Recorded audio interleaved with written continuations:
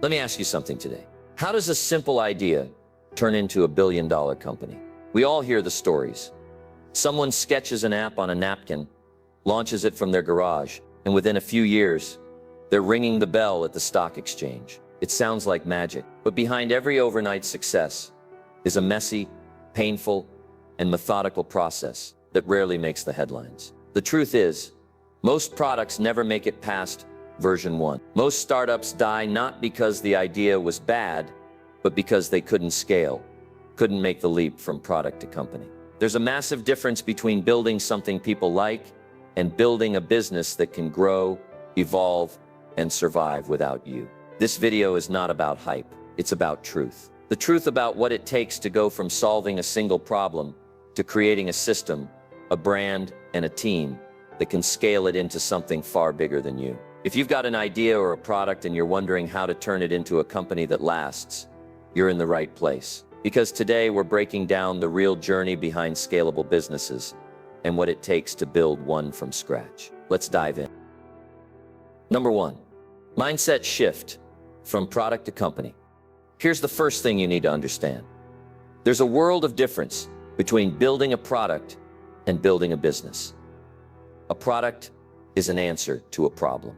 A business is the system that delivers that answer to thousands or millions of people consistently, efficiently, and profitably.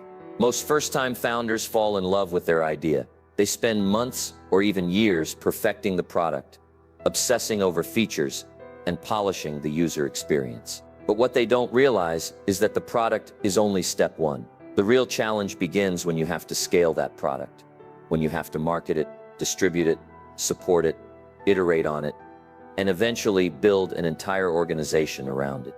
Ideas are easy. In fact, they're cheap. Everyone has $1 million idea, but very few people have the discipline and the mindset to turn that idea into a real, functioning business. Execution is hard, scale is harder, and building systems, predictable, repeatable, optimized systems, that's where most people give up. A great product might solve a problem for one person or even 100, but a great company builds a machine that can scale that solution to thousands with or without the founder being involved in every detail. That's the shift you need to make. Stop thinking like a maker and start thinking like a builder of engines. The goal isn't just to create something people love, it's to create something that can grow without collapsing under its own weight. That means thinking about distribution from day 1. It means designing processes, hiring people smarter than you, and making decisions not just for now, but for the version of your company that's 10 times bigger. You're not just launching a product, you're laying the foundation for a business. And that requires vision, structure, and the courage to step back and build something that lasts. Number 2, finding the scalable problem. Before you build anything, before you write a line of code or design your first prototype, you need to fall in love with the problem, not the product. Because if you solve the wrong problem, or worse, a problem no one really cares about, it won't matter how great your product is. It won't scale. The foundation of every scalable company is a problem that's painful, frequent, and valuable. That trifecta is what separates hobby projects from billion-dollar businesses. So how do you find a problem like that? You start with people. Market research isn't just about spreadsheets and surveys. It's about conversations. Talk to real users. Watch how they work. Understand where they struggle, what they hack together, what annoys them so much they're already trying to solve it with duct tape solutions. If a problem is painful, it causes frustration or friction. If it's frequent, it shows up in their life or work on a regular basis. And if it's valuable, they'll either pay to solve it or already be spending time and money trying. Look at Airbnb. The founders didn't invent travel. They found a very real painful problem. Hotels were expensive and often lacked local character, and people needed affordable personal alternatives. What made it scalable was that this problem was universal, not niche. Travelers everywhere felt it. Hosts everywhere had spare space. Same with Slack. Stuart Butterfield and his team were building a completely different product. A game, actually. And Slack was just an internal communication tool. They hacked together to manage their team. But they realized that was the real problem people were struggling with: scattered team communication. The pain was shared by startups, agencies, corporations, anyone working in teams, and it wasn't a one-time issue. It was daily. That made it both frequent and valuable. Or look at Notion. In a world drowning in tools, notes here, docs there, tasks in a separate app, Notion combined them all into one flexible, intuitive workspace. The problem wasn't that people didn't have tools, it was that they had too many, and none worked together seamlessly. To test a problem's scalability, start by mapping how often it shows up, how intensely it's felt, and whether people are already trying to solve it on their own. If they are, that's gold. It means demand exists. If they're not, ask why. Is the pain not deep enough, or have they just accepted the struggle as normal? Sometimes a problem is so normalized that people don't even question it until you present a better way. That's what great companies do. They reframe the problem in a way that suddenly makes the status quo feel unacceptable. And once that switch flips in the user's mind, they can't go back. So before you pour your energy into building, validate the problem. Don't just ask people if they like your idea. Ask what they'd pay for, what frustrates them every day, what hacks they've built to get through it. A scalable company doesn't just find any problem, it finds the right one and solves it better than anyone else. Because once you lock onto a real scalable problem, everything else, product design, marketing, growth, starts to fall into place. It becomes less about forcing traction and more about unleashing it. Number 3, product market fit. Product market fit is when what you've built lines up so perfectly with what the market needs that growth starts to happen almost naturally. It's the moment people start telling their friends about your product without you asking. It's when users don't just like your product, they'd be genuinely upset if it disappeared.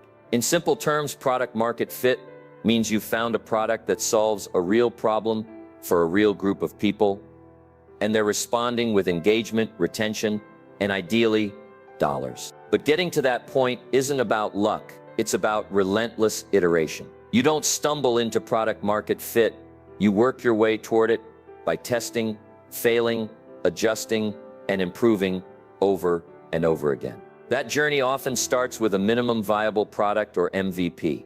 This isn't a half-baked version of your idea, it's a focused, simplified solution that delivers the core value your product promises. Too many founders waste time building features nobody asked for. Your MVP should strip away everything non-essential and zoom in on solving the core problem in the fastest, leanest way possible. The goal isn't to impress users with bells and whistles, it's to validate that your solution actually solves something in a way people find useful. Once your MVP is in users' hands, the most important thing you can do is listen. Create tight feedback loops, watch how people use your product, where they get stuck, what they love, what they ignore. Don't just ask for opinions, look at behavior. Are they coming back? Are they telling others? Are they using it the way you intended? Or are they hacking it for something else entirely? Sometimes product market fit comes from adapting to what users are already doing, not trying to force them into your original vision. Take Instagram. It started as a location-based social network called Bourbon. Users barely touched the check-in features, but they loved the photo sharing. So the founders stripped everything else away and doubled down on photos. That pivot to focus only on what users actually wanted created one of the most beloved social apps in history. Or look at Dropbox. Their MVP wasn't even a working product at first. It was a simple demo video that explained the concept. When people started signing up in droves just from that, the founders knew they had hit a nerve. They validated the desire before building the infrastructure. Refining your product also means being ruthless with what you cut. Complexity kills adoption. If your early users don't get it within seconds, you've lost them. Every feature should earn its place. Every interaction should be intuitive. You're not just building a product, you're crafting an experience. And the simpler that experience is to understand and benefit from, the faster you'll gain traction. But here's the hard truth. Product market fit takes time. Most startups pivot multiple times before they get it right, and that's okay. The key is staying close to your users. Obsess over them. Be humble enough to throw out your assumptions and bold enough to act on what the data and behavior are telling you. Because once you hit that sweet spot where users aren't just using your product, but depending on it, you'll feel it. Growth gets easier. Churn drops. Word of mouth kicks in. That's when you stop pushing the product uphill and start riding the momentum of real demand. That's product market fit, and it's the heartbeat of any company that wants to scale. Number 4, building for scale. Building a product that works is one thing. Building a product that scales, that's an entirely different game. It's the difference between crafting a beautiful one-off and designing a machine that can deliver value at volume without breaking down. Scalability isn't just about technology, it's about how every part of your business is designed to grow. Your code base, your marketing, your operations, your people. And if you don't build with scale in mind, success can crush you just as easily as failure. Let's start with your tech foundation. Scalable products are built on clean, modular, well-documented code. If your product takes off and your infrastructure isn't ready, things break. Systems crash. Customers churn. It's not just embarrassing, it's expensive. From the early days, you need to think about automation. Can onboarding be automated? Can customer support use self-service tools? Can your app handle a 10x spike in users without someone manually intervening? That kind of technical foresight separates startups that sputter from those that soar. But even the most scalable product means nothing if no one knows about it. That's where distribution comes in. Building for scale means designing your marketing like a system, not a series of one-off campaigns. Think channels, content, SEO, paid ads, partnerships, referrals, and test them early. But don't spread too thin. Find the 1 or 2 channels where your audience actually lives and double down. It's not about being everywhere, it's about being where it matters. Referrals are especially powerful if baked directly into the product. Dropbox didn't just market. They turned their users into marketers by giving storage bonuses for inviting friends. That's scalable growth. You're creating loops, not lines. Every new user brings in more users. That's the kind of engine that powers scale. Operations are another make-or-break factor. If your fulfillment, support, or internal processes rely too heavily on you or manual effort, scale will break them. You have to think like a systems architect. Start mapping out every repeatable task you do. Customer onboarding, bug reporting, order processing, and ask, can this be automated, delegated, or standardized? The goal isn't to remove the human touch entirely, but to use it where it counts. Your human capital should be focused on strategy, innovation, and customer intimacy, not admin tasks that a well-designed system could handle. This also means hiring before it hurts. Many founders wait too long to delegate. They're afraid to let go. But if you don't hire early enough, your growth becomes bottlenecked by your time and energy. The best time to bring on help is right before you think you need it. That gives you time to train and transition smoothly, rather than scrambling during a crisis. And hiring isn't just about plugging holes, it's about building a team that scales your vision. You need people who can own their roles, not just execute tasks. That means defining clear outcomes, empowering ownership, and creating a culture of feedback and iteration. Founders who try to do everything themselves burn out, and worse, they build fragile companies that collapse the moment they step away. Scaling means letting go. It means trusting others. It means designing systems that work without you in the center of every decision. Ultimately, building for scale is a mindset. It's asking at every step, how will this work at 10x volume, at 100x? If the answer is, it won't, then you need to redesign. Scale-friendly products aren't just technically sound. They're supported by repeatable growth, resilient operations, and teams empowered to lead. That's what turns a clever solution into a powerful business. You're not just building for today. You're building for the day when you have thousands or millions of users. And if you do it right, your company won't just grow. It will grow without breaking. That's true scale. And it starts with how you build from the very beginning. Number 5, turning the product into a company. There comes a pivotal moment in every founder's journey when they have to make a choice. Continue being the builder or become the leader. It's the moment you realize your product, no matter how brilliant, won't scale without a company behind it. A company isn't just a container for your product, it's the ecosystem that allows that product to thrive, evolve, and eventually outgrow you. To make that leap, You have to shift your mindset from being the creator of a thing to being the builder of a system. That means stepping back from the day-to-day building and stepping into vision, culture, people, and structure. The first building block of a real company is branding. Not just your logo or your colors, but the emotional and psychological space your product occupies in people's minds. What do you stand for? What's the promise behind your name? Great brands don't just communicate what they do, they signal who they're for and why they matter. Think of Apple's obsession with simplicity and elegance, or Patagonia's commitment to sustainability. Those aren't just marketing slogans. They're guiding principles that shape every product, every decision, every hire. As you transition into building a company, your brand becomes your anchor. It gives customers a reason to care and employees a reason to believe. Then there's culture. It's easy to overlook when you're a solo founder or a two-person team working out of a coffee shop.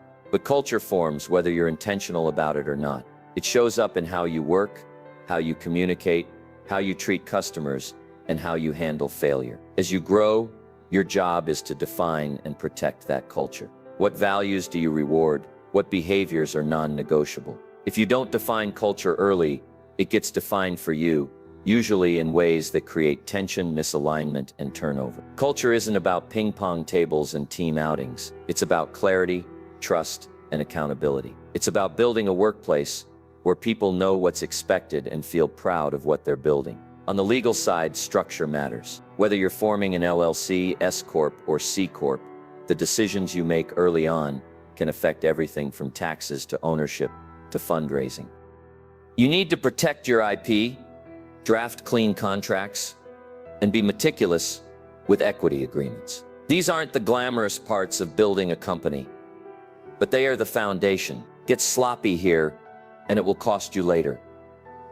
When investors start digging, when co-founder disagreements emerge, or when you're ready to scale, but mired in legal complications, this is where lawyers and advisors matter. You don't need to know everything, but you need to know enough to ask the right questions and bring the right people in. Speaking of which, fundraising. Not every product needs venture capital, but if you're building something that requires scale fast, you'll likely need outside capital. Fundraising isn't about convincing people to give you money.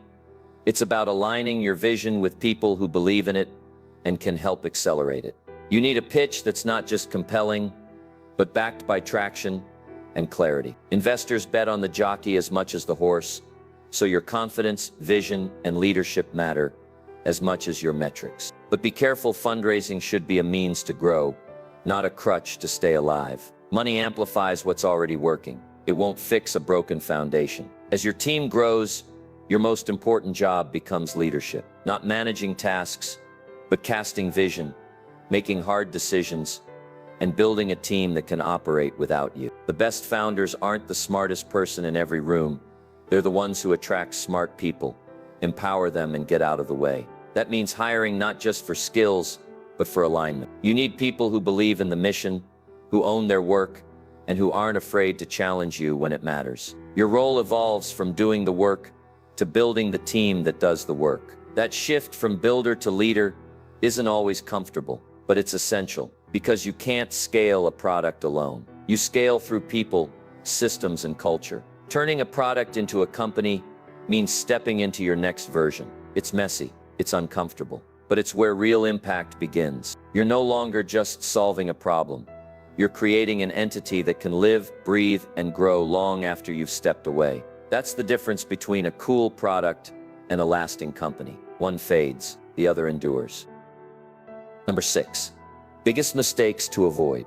One of the most dangerous things a founder can do is fall in love with their own idea at the expense of reality. That's how some of the most promising products collapse, not because the idea was bad, but because the execution ignored the warning signs. The first major trap is scaling too soon. It's seductive to hire fast, spend big on marketing, or chase press coverage before you've nailed product market fit. But premature scaling can kill your momentum. You pour fuel on a fire that hasn't caught yet, and instead of growth, you get chaos. Overextended teams, rising churn, and a burn rate that outpaces your runway. Reid Hoffman, co-founder of LinkedIn, famously said, "If you're not embarrassed by the first version of your product, you've launched too late." But if you scale that first version before the market truly wants it, you're not just early, you're reckless. Another major pitfall is ignoring feedback. Many founders confuse stubbornness with conviction. They hear customer complaints or market signals and write them off as noise. But the truth is, great companies are built by those who listen obsessively. Twitter, for example, started as a side project inside a podcasting company. Slack evolved from a failed game. Both only became successful because their founders noticed what users actually wanted and had the humility to pivot. Ignoring feedback doesn't make you visionary, it makes you blind. The best founders listen, not just with their ears, but with their product updates. Then there's the seduction of vanity metrics. Page views, social media followers, downloads. These numbers might make you feel good, but they don't build a business. Real growth is measured in retention, revenue, and user satisfaction. Chamath Palihapitiya, former head of growth at Facebook, once said, "Growth hacking without retention is fraud." Don't chase numbers that look good in a pitch deck but mean nothing to your users. Focus instead on creating consistent value that keeps people coming back. The bottom line, building something real means staying grounded. Don't scale before you're ready. Don't ignore the people you're building for, and never let hype distract you from substance. The fastest way to fail is to believe your own press. The slow, steady, feedback-driven path may not be flashy, but it's how real companies are built. Building a scalable company is a journey that starts with a simple idea, but quickly becomes so much more. You move from dreaming about a product to obsessing over solving a real, scalable problem. Then you dive into creating a product that fits the market, stripping away everything that doesn't matter until what's left truly resonates with users. But that's just the beginning. The real challenge is turning that product into a company, building a brand that stands for something, cultivating a culture that empowers your team, putting legal and financial foundations in place, and evolving from a builder who does everything to a leader who inspires many. It's hard work. It's messy. There will be moments when you question everything, but it's also one of the most rewarding journeys you can take. Because when you build a company that scales, you're not just building wealth, you're creating impact, opportunity, and a legacy that can outlast you. If you're ready to take that next step, start by focusing on the fundamentals. Understand your problem deeply, test your product ruthlessly, and invest in people and culture from day one. Remember, no great company was built overnight, but every great company started with someone willing to take the leap. If this video helped you see the path more clearly, please like, comment your biggest takeaway, and subscribe so you don't miss what's next. And speaking of next, stay tuned for our upcoming videos, The Founder's Guide to First-Time Hiring, where we'll dive into how to build a team that can truly scale your vision and how to validate a startup idea in 30 days to help you turn your next big idea into a solid business. Thanks for watching. Let's build something that lasts.